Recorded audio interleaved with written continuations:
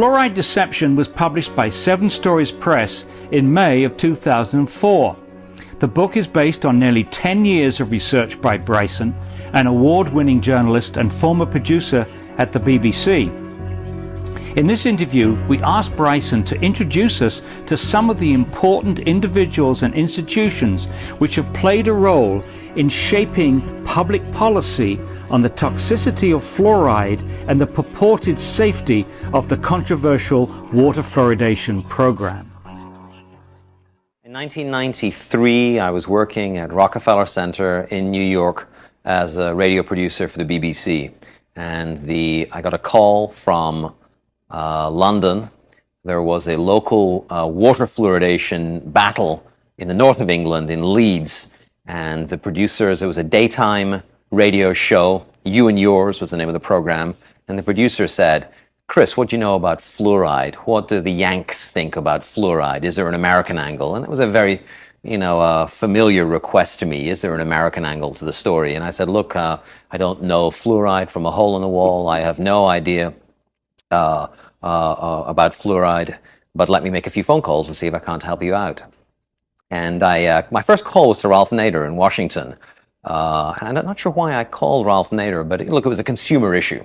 And Mr. Consumer, Ralph Nader, I thought, let's give him a call. And I got through, and he said, "Look, I don't know a great deal about water fluoridation, but I've never had terribly good feelings about it. Here are the names of a couple of scientists you ought to speak with." And he gave me the names of Dr. William Hersey, who then and now is a chemist at the Environmental Protection Agency, and Dr. Robert J. Carton. Bob Carton had been with EPA, but at that time was then over at the U.S. Army. And I went down to Washington and met with Dr. Hersey and Dr. Carton, and they explained to me that the safety standards for water fluoridation in this country are based on fraudulent science. Fluoride defenders will say there's two stories. There's the industrial story and there's the dental story, and ne'er the twain shall meet. It's not true. The stories are braided very tightly and very profoundly, and they're braided from the beginning. The very first suggestion that fluoride be added to public water supplies was made by a researcher, Gerald Cox, at the Mellon Institute in Pittsburgh. Cox became interested in fluoride because of the suggestion of Francis Frary. That's the letter I uncovered. Francis Frary is the director of the aluminum laboratory for the Aluminum Company of America. He is very concerned about fluoride pollution around aluminum plants. He's very concerned about what the fluoride is doing to the workers inside these aluminum plants. But his suggestion to Gerald Cox is to look at fluoride's dental effects. And it's upon the basis of that suggestion that Gerald Cox makes his proposal to add fluoride to public water supplies. Right at the very source of the stream, you find the aluminum industry.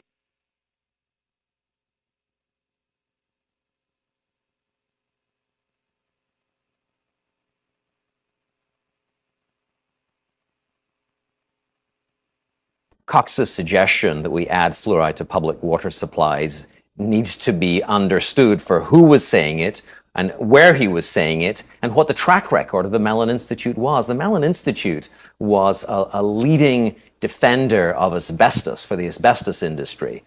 Today, industry are facing a tidal wave, a crippling tidal wave of lawsuits from people who have had their health damaged, who've been killed by asbestos. Well, for generations, the Mellon Institute produced research that said that mesothelioma was caused by something other than asbestos. That's how you have to understand the fluoride issue. Industry was concerned about fluoride pollution and about lawsuits of a similar magnitude for fluoride pollution. So it's no coincidence that the Mellon Institute makes the first suggestion that fluoride be added to public water supplies.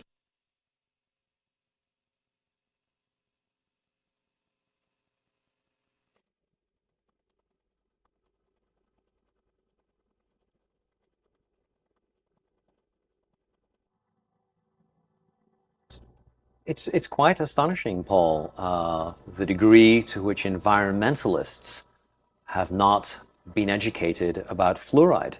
I'm a reporter. I'm not a scientist or a doctor.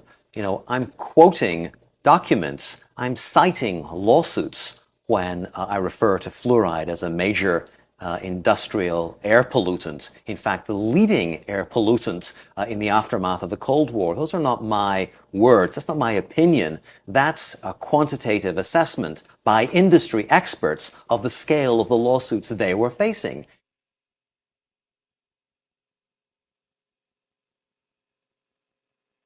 The most notorious air pollution disaster in U.S. history was the Halloween air pollution incident in Donora, Pennsylvania, a mill town south of Pittsburgh, where a couple of dozen people and several thousand were injured because of effluents coming from a U.S. steel plant, which were trapped by a temperature inversion. In the aftermath of those deaths, a researcher, Philip Stadler, a chemist, Philip Stadler, investigated. He did blood analysis and he measured high levels of fluoride in the blood of some of the injured and the deceased. He published that data along with data which found high levels of fluoride in vegetation and a lot of other circumstantial evidence indicating fluoride poisoning.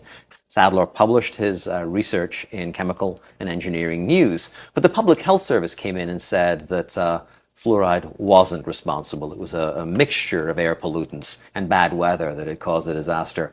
Well, I uncovered a memo, Paul, a memo from the Aluminum Company of America in which they had secretly gotten blood from one of the deceased.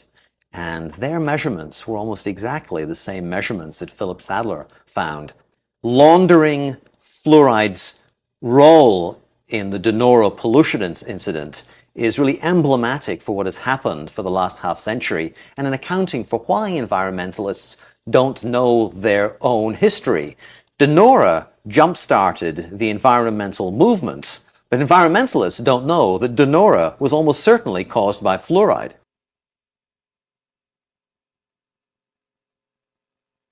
The book looks very hard at the role of a key scientist, Dr. Harold Hodge, in the fluoride debate. Dr. Harold Hodge, for most of the Cold War, was the leading scientific defender of the safety of low doses of fluoride and the beneficial effects of water fluoridation.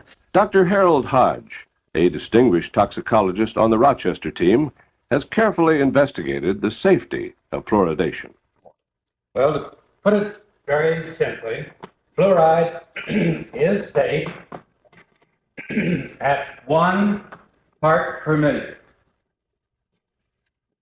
No scientist's word was trusted more by the health establishment than Dr. Harold Hodge when it came to fluoride.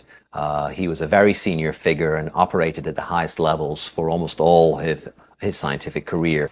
This brings us back to the fundamental point. Fluoride is safe, and I think I can say in conclusion that there is no health hazard that justifies postponing water fluoridation.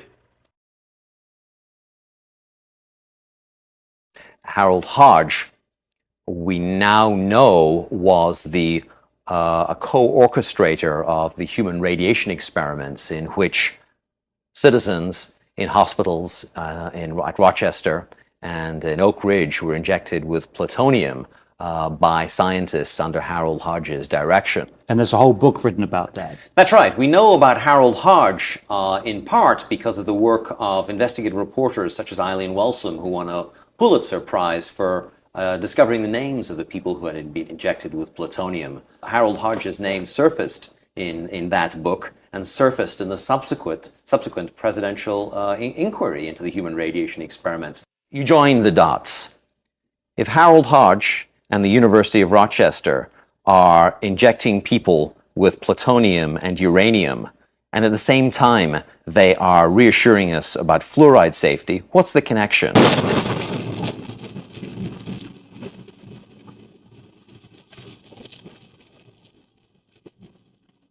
So what was the connection? Harold Hodge was the chief toxicologist of the Manhattan Project, the group of scientists and engineers